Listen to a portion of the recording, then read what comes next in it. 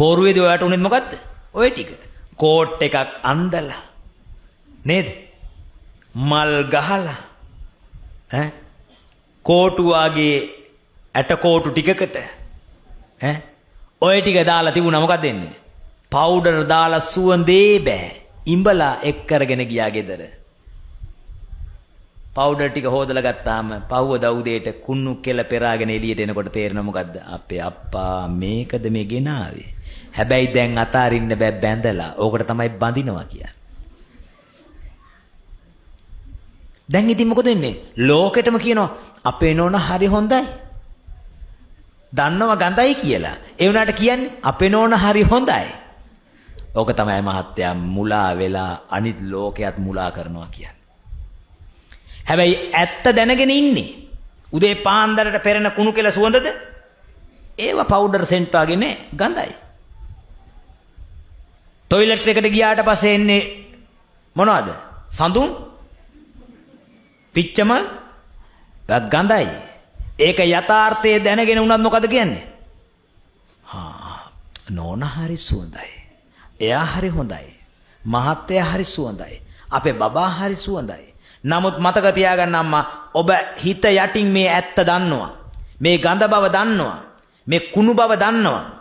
ඔයාලා ඔක්කොම මෙතන වාඩි වෙලා හිටියට හැම කෙනාගේම ලොකු shopping එකක් size එකට වමනේ මල්ලක් දැන් තියෙනවා බඩේ.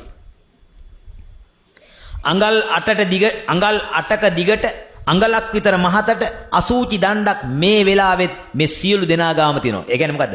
ලැට් ගොඩක්. වමනේ ගොඩක්. සුදු ඇඳගෙන වාඩි වෙලා හිටියට. ඇත්ත පේන්නේ නැහනේ. අන්න ඒ ඇත්ත වහපු එකට කියනවා මෝහය කියලා. මුවහ කරන ගතිය. මෝහයෙන් රැවටුනහම රාගයෙන් ඇලෙනවා, ද්වේෂයෙන් ගැටෙනවා. ඇත්ත දැකපු දවසට මෝහයෙන් මුලා වීම අයින් කරනවා. ඒකට කියනවා මොකද්ද? අවිද්‍යාව දුරු කිරීම. ඒකට කියනවා විද්‍යාව පහළ වීම. එහෙනම් දැන් ඕගොල්ලෝ කරන්න ඕන මොකද්ද? මෙන්න මේ ප ဋ ාණය උපකාර කරගෙන බලන්න ඕන මොකද්ද?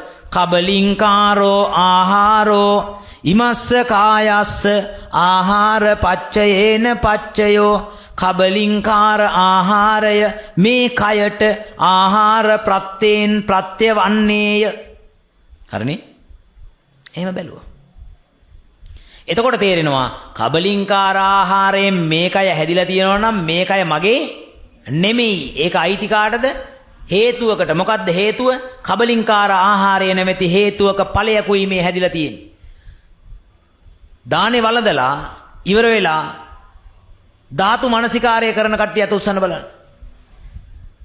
යථා පච්චයං පවත්තමානං ධාතු මත්ත මේ වේතං යදිදං පිණ්ඩපාතෝ තදුපභුංජකෝච පුග්ගලෝ ධාතු මත්තකෝ නිස්සත්තෝ නිජ්ජීවෝ ශුඤ්ඤෝ සබ්බෝ පනායං පිණ්ඩපාතෝ අජිගුජ්ජනීයෝ ඉමං පූතිකායං පත්වා අතිවිය ජිගුජ්ජනීයෝ ජායති. යථා පච්චයං පවත්තමාන, යම්සේ ප්‍රත්‍යයෙන් පවතිනා වූ යථා පච්චයං පවත්තමානං ධාතු මත්ත මේ ඒව ඒතං ධාතු මත්ත මේව ධාතු මත්තං ඒව. මේක ධාතු මාත්‍රයක්මයි. ඒ කියන්නේ මොකද්ද? මම කියලා කියාගත්තට මෙතන තියෙන්නේ මොනවද? පඨවි ආපෝ තේජෝ වායෝ වර්ණ ගන්ධ රස ඕජා ගොඩක්. එහෙනම් අද ඔයා ගෙදර ගිහිල්ලා බලන්න හිතට එකඟව. හරිද? ලොකුවට බය වෙන්න එපා. ඔයා ගිහිල්ලා කල්පනා කරලා බලන්න. ඇත්තටම මගේ ඇඟ මේ මගේ ඇඟ කියලා අල්ලගෙන හිටියට, මේක මම කියලා හිතාගෙන හිටියට මේක මමද? මේක හැදිලා තියෙන්නේ වෙන හේතුවක ඵලයකින්. එහෙනම් වෙන තාත්තා කෙනෙක්ගේ පුතෙක්. මේ ඇඟ කියන එක කවුද? මේ ඇඟ කියන එක අයිති කාටද? ආහාර කියන තාත්තට. එහෙනම් වෙන තාත්තා කෙනෙක්ගේ පුතෙක් මම කරගන්න සුදුසු නෑ. මේක මම නෙමෙයි. මේක මගේ කියලා කියන්න සුදුසු නෑ. මේක මගේ ආත්මය කියලා කියන්න බෑ. ඒ වගේම කල්පනා කරලා බලනකො තමන්ගේ දරුවාගේ ඇඟ හැදිලා තියෙන්නේ මොනවෙන්ද? ඒත් ආහාර වලින්. එහෙනම් මේ දරුවා මගේ කියා ගන්න සුදුසුද? සුදුසු නෑ. එහෙනම් ඒකත් ආහාර වලට අයිති. ඔයා ස්වාමි පුරුෂයා දිහා බලන්න. ස්වාමි පුරුෂයාටත් ස්වාමි පුරුෂයා කියන තැන තියෙන්නේ ඇඟක්. ඒ ඇඟ හැදිලා තියෙන්නේ කන බොන ආහාර. එහෙනම් ඒකත් අයිති කන බොන ආහාර. දැන් හෙට පාන්දරම ගෙදර ගිහිල්ලා නැත්නම් අද රැයට ගෙදර ගිහිල්ලා කියන්න එපා මහත්තයාට මොකද්ද මේ? මහත්තයා ඔබ මගේ නොවේ. මම ඔබේ නොවේ. මේ ළමයා මගේ නොවේ. එහෙම කිව්වොත් කෙලින්ම අංගොඩෙක් කරන් යනවා. ඇයි? මේ මනුස්සයා සිල් ගන්න ගිහිල්ලා ඇවිල්ලා මේ බොල ඔළුව විකාර වෙලා මගේ නොවේලු. ඔබ මගේ නොවේලු. මා ඔබේ නොවේලු. අපි අපේ නොවේලු. ඕක කියන්න එපා. කිව්වොත් පිස්සුය කියලා හිතෙනවා.